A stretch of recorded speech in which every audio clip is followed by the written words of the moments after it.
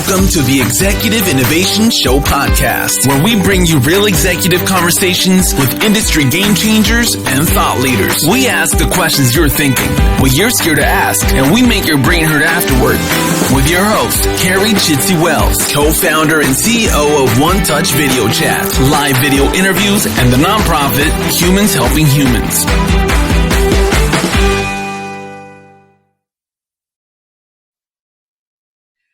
Hello, everybody, and welcome to the Executive Innovation Show. We are going to be talking today about using AI in healthcare for sleep apnea and insomnia, brought to you by One Touch Telehealth. We've got a great guest with us today. I have Dr. Eugene Spiritus, who's co-founder and chief medical officer of SleepWatch by BodyMatter. He is a pulmonary and critical care specialist with over 20 years of practice. He was recruited to serve as the first chief medical officer of the University of California, Irvine Medical Center, where he was responsible there for quality, safety, case management, infection prevention, and risk management for 11 years. Dr. Spiritus, welcome to the show. Thank you very much. It's great to be here with you this morning. Well, awesome. We are going to be talking about all things AI and healthcare, and then talking about sleep, and really kind of having you break that down for us today. I want to start off, you said something when we had chatted previously that we spend 30% of our lives sleeping. And when you really think about it, it's kind of crazy, right? That we spend more time sleeping than almost anything else. I guess it would be funny to say how much we spend eating and then really what's left, right? Right. Especially after all the things we have to do. Exactly, right? I need my pie chart of and working, sleeping, eating. I don't know if it'll be any sort of effective anything else from that perspective. But in the U.S., 7 million people have some type of sleeping disorder, and that's really just what's reported. So I'm sure it's probably greater than that. But I want to dive in today really on sleeping, kind of where we are in the health system with identifying people that are having sleeping issues. And talk about some specific use cases that you guys are doing with AI for sleep. So before we do that, I want everybody to get a little kind of background, because you have an interesting background. You went from a practicing physician into the health system. You do a lot of consulting for different healthcare companies, and now you're with BodyMatter. So give us a little background of why you got passionate about kind of jumping over to the tech side. Well, when I first started, somebody once said to me that I should go into public health because when you're a doctor, you take care of one patient at a time.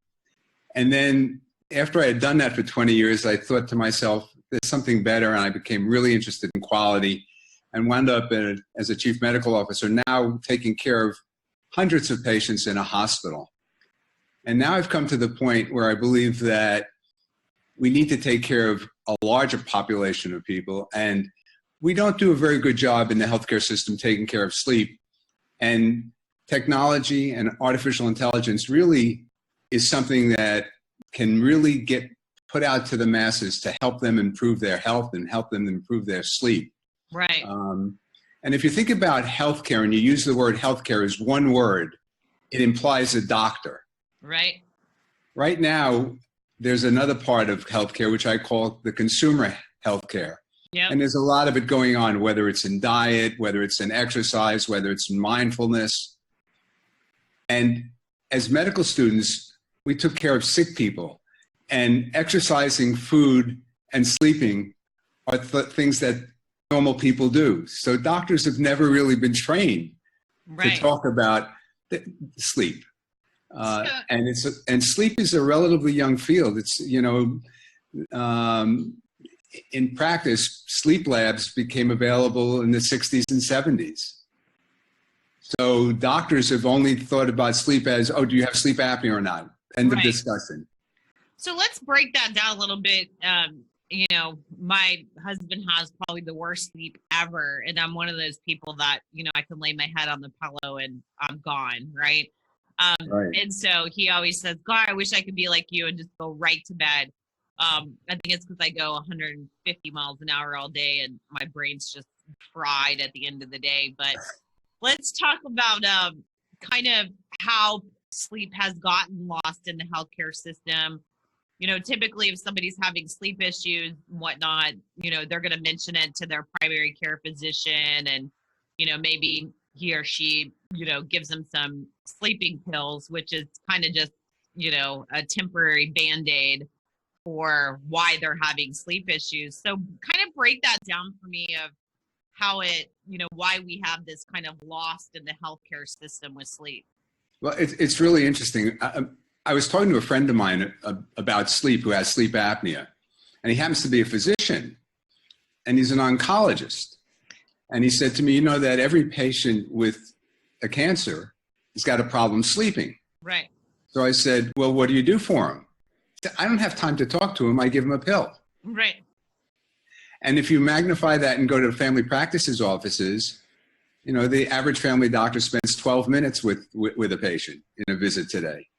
And if somebody comes in and they've got an illness and it's, oh, by the way, I'm having trouble sleeping, the answer is, oh, take a pill for a few days, you know, or I'm traveling. It usually starts with, oh, I'm gone on a trip, I'm getting on a plane. Will you do me a favor? I need 5 Ambien. Right. Right. And, you know, sleeping pills are really interesting because there are 2 kinds. There's sedatives and they're hypnotics. The older ones are just plain sedatives. The hypnotics work a little bit faster. But in the laboratory, when you look at people who take sleeping pills, they don't get the same kind of normal sleep. They don't get to the same depth as people who get to sleep naturally. And unfortunately, they're very addictive. Yeah, that was once my you next get on question, them, because they're really, really problematic. well, that was my next question is everybody, you know, the myth is kind of there. You hear all the time, like, you know, this sleeping pill's non-addictive, this one, you know, is addictive. And then you can pretty much get, you know, there's a whole section at the drugstore of over-the-counter sleeping. So for people that are taking them for long periods of time, is the addictive side, you know, mentally, well, I didn't sleep last night, I forgot my, you know, pain pill, and now I got to take it every single night because mentally I think that I'm not sleeping if I don't take the pill. Right. And I mean, you know, we're living through probably the worst epidemic the country's seen in pain medicine, and all of it was told to us. I remember addictive. Yep. I remember in the early 2000s when people were, hospitals were told, you've got to ask every patient that comes in the hospital if they have pain. And if they have a pain number above 5, you bet, you know, you're not doing your job. You need to get rid of their pain. And the drug companies were happy to tell you these things aren't addictive. And here we are 20 years later. With the worst opioid crisis ever. Right. And I think the other thing that's really important for people to understand is, you know, we've probably got 20 million people with sleep apnea undiagnosed, probably 40 million people with insomnia that don't get, you know, proper care. Yep. And sleep is probably the cornerstone of good health. I mean, if you don't get a good night's sleep, it has multiple effects on you. And so you really need to get good sleep, and sleeping pills don't do it. Just like, you know, the proverbial nightcap. Everybody said, oh yeah, I can have a drink before I go to bed and it'll make me feel better. And in point of fact, that's not true. You may get off to sleep better, but you're not going to have a full night of good, restful sleep. Yeah. So let's talk about, you guys at BodyMatter are using AI to really kind of get to some of these core issues of really kind of understanding people's sleeping patterns, asking questions to kind of get to more root cause, or trying to proactively help them identify patterns versus just, you know, giving out pills, right? Right. So walk me through a little bit how that works. I know, you know, you've got, it's an app, you've got an Apple Watch, and then you're asking questions. Walk us through a little bit of how it works first, and then I want to kind of break down some of it, but kind of give us an overview of how it works. So basically, when we started the company, we decided our mission was to try and help people get a better night's sleep to improve their health. Right. Then we said, everything we do needs to have a scientific basis. It's got to be based in science. And when you look at what we do, we look at things like What time do you go to sleep at night? What time do you wake up in the morning? What happens to your heart rate in the middle of the night? Do you get a heart rate that is lower than your heart rate during the day? Do you go to bed the same time every night and wake up the same time every morning? That tells us a little about your consistency, which has something to do with your body clock. So from the beginning, we said we wanted to do things that were scientifically based. The second thing we decided to do was to get people involved. In the past, I've always said to people, information in and of itself is interesting. And all of us basically say, oh, my heart rate was this today and it was that yesterday, but there's not a lot of causality. So if we are able to think about this from the point of view of you're collecting data, you tell us, you know, your watch tells us how active I am. Did I get up in the middle of the night? Was I disrupted? Did you tell me in the morning when you woke up that you didn't feel rested? If that happens, we then ask you a bunch of questions and we collect those answers. They're yours. They specifically relate to you.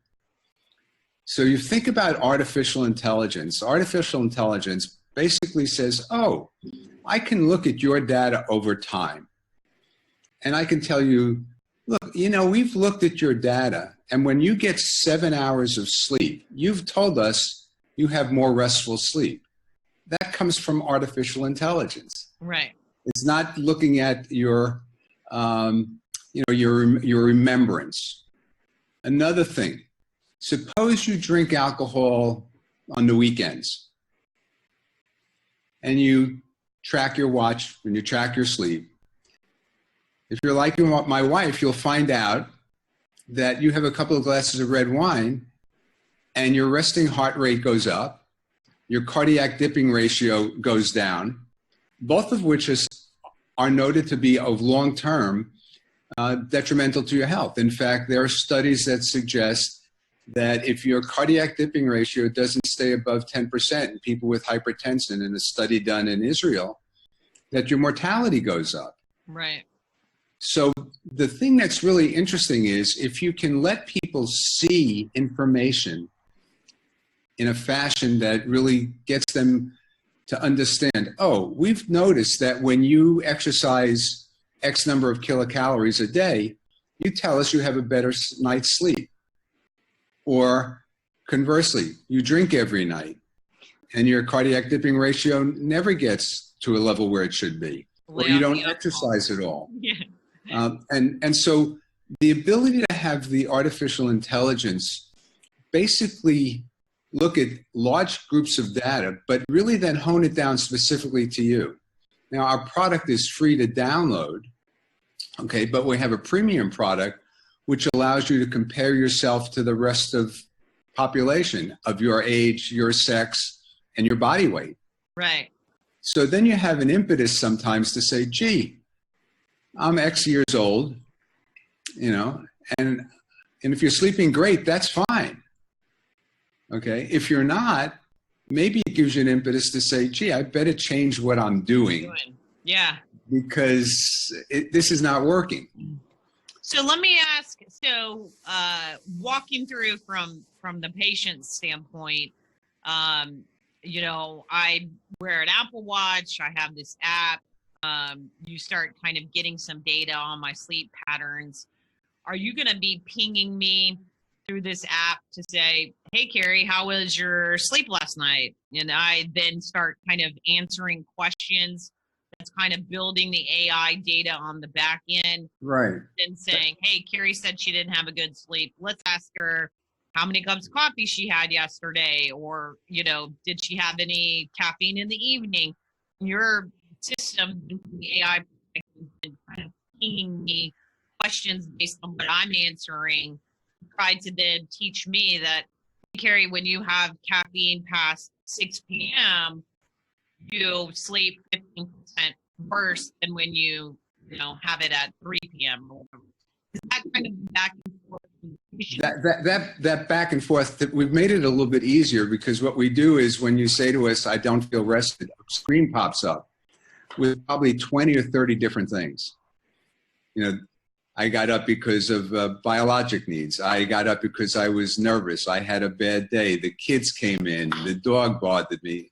You know, and then we'll say things like, you know, I didn't exercise yesterday, or I exercised late, or I had alcohol. Right. So all of that stuff is there. And then we have insights that we give back to people. And we have a few of them, and we're building obviously as a company, we're building the amount of things we can say to you. Look, this is what happens when you don't exercise. This is what happens when you tell us you had a late meal. Yep. Yeah. Okay. And we've got, you know, scores of people writing us beautiful letters saying, I never realized how much effect X had on me. And it's usually alcohol. Right. Yeah. No, that makes a lot of sense.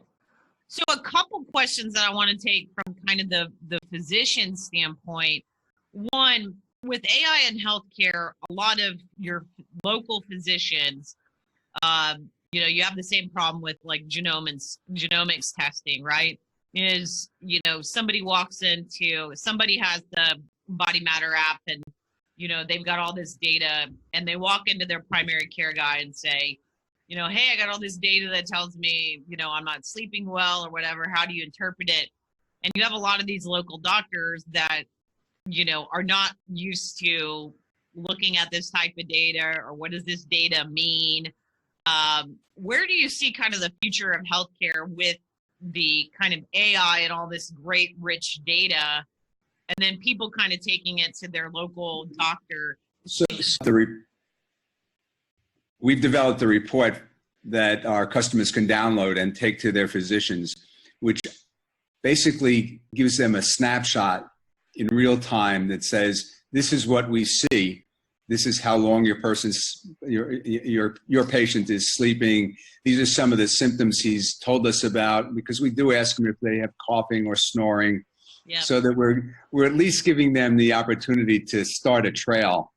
The problem is that, you know, if you look at the data and you read a lot of articles on sleep, most of the sleep people will tell you, if you go to a primary care physician, more than likely they will give you a sleeping pill and not much more. Yeah. And that's part of the problem.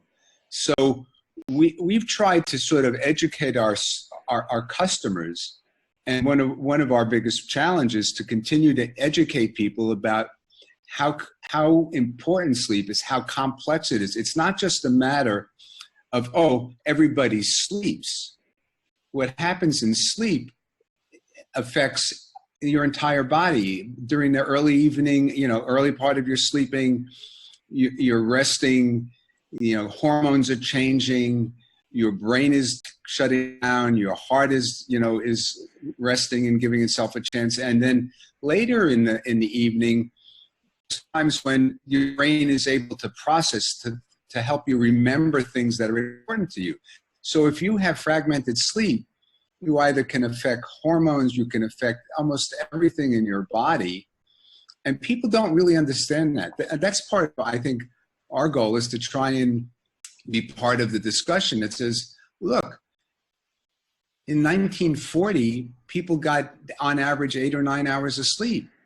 They didn't have televisions. They didn't have, you know, binging on their phones and this and that and the other thing.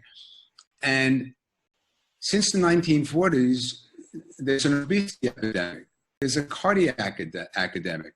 We know that if you have bad sleep, okay, you have, you know, and you have hypertension, your mortality is increased. Right.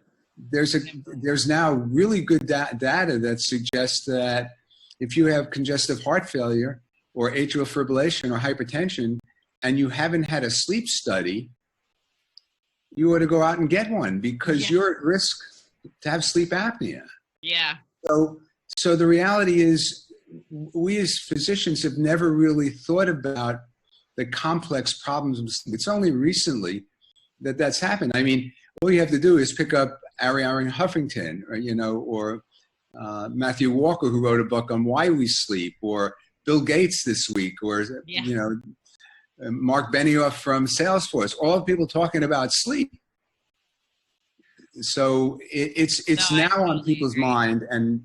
But I think the beauty from my perspective is that the healthcare system is never going to be in a position to really address this problem. There are not enough sleep doctors, there are enough psychologists, and they're very expensive.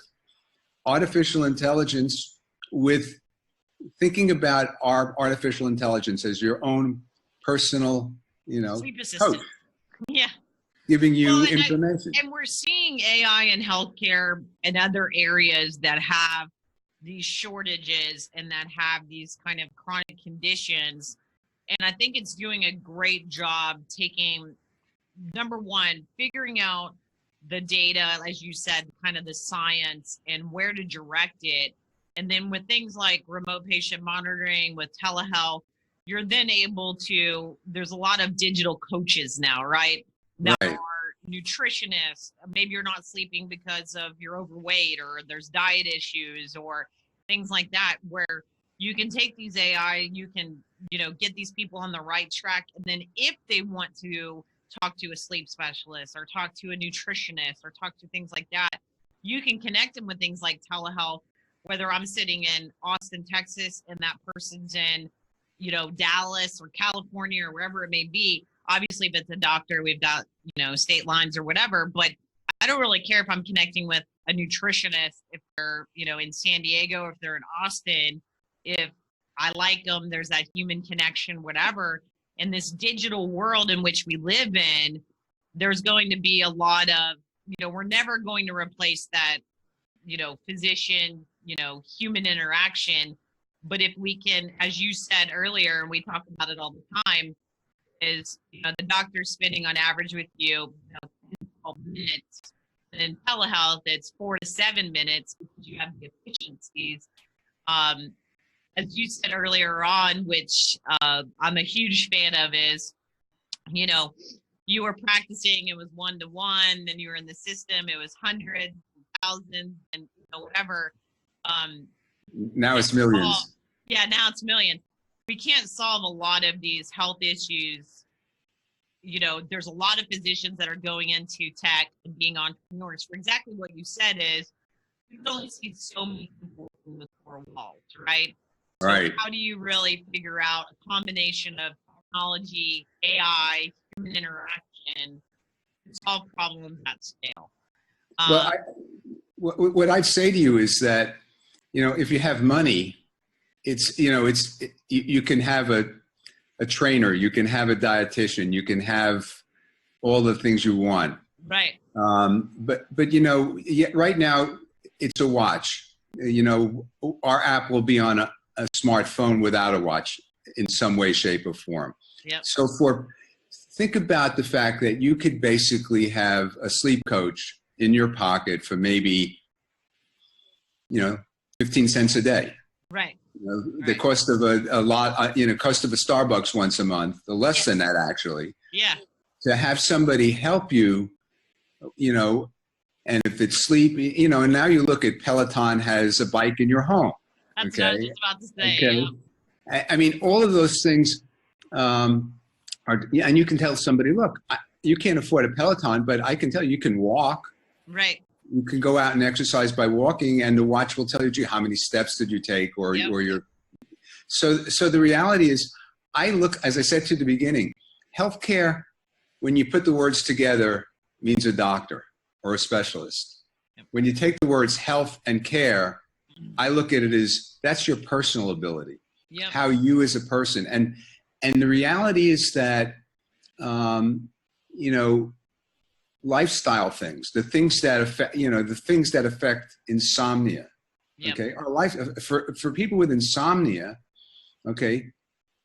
There's multiple reasons that you have insomnia. Some people can't get to sleep at night, or they perceive they can't get to sleep, or they get up in the middle of the night, or they tell you you're not rested. And if it goes on for 3 months, 3 times, for 3 times a week, you've got chronic insomnia. The majority of those people, it's psychological. They don't need a pill. Yeah. They need cognitive behavioral therapy. Exactly. Well, and even a cognitive behavioral therapist is, $150 an hour. Well, people can't afford that. But technology will allow us to give people a lot of the tools to do it online. Yeah, absolutely. You know, well, the one thing that, as we close this show, the one thing we always ask at the end is, what is one thing healthcare related that is keeping you up at night?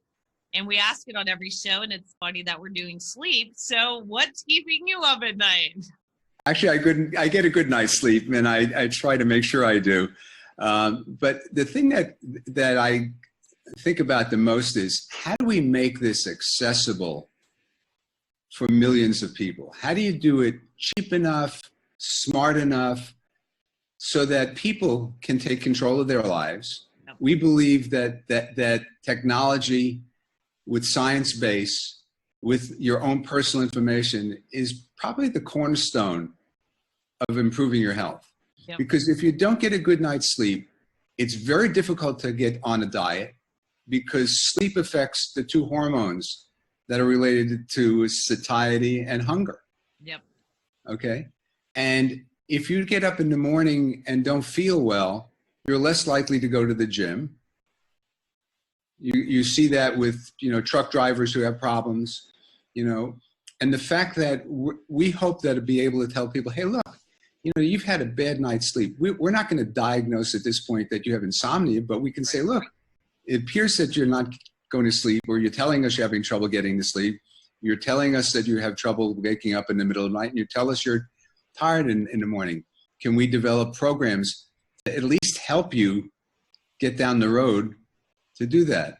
Yeah, with time, artificial intelligence will in fact help make a diagnosis of sleep apnea without going to the lab.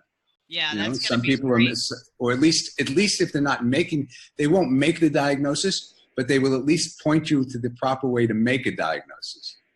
I've always thought sleep studies were crazy, because anybody that's going to go to a foreign place and sleep in a box, that's not your normal environment. So, correct. Well, Dr. Spiritus, it was so great to have you on the show. Click on the show notes to follow Dr. Spiritus on social, as well as his journey with BodyMatter, and see what they're up to. Thanks again so much for being on the show. It was a pleasure having you. Thank you very much for being with you this morning. Awesome. Have a great day. As always, feel free to subscribe to the show to get your show delivered to your inbox, and get the new series, The Knowledge Nugget, on Thursday with some of your favorite past guests answering questions and hot topics. That's all for today's Executive Innovation Show, brought to you by One Touch Telehealth. Till next week. This podcast has come to a close. To hear more from the Executive Innovation Show podcast, subscribe, submit questions, and share the love. Follow us on social. We're everywhere.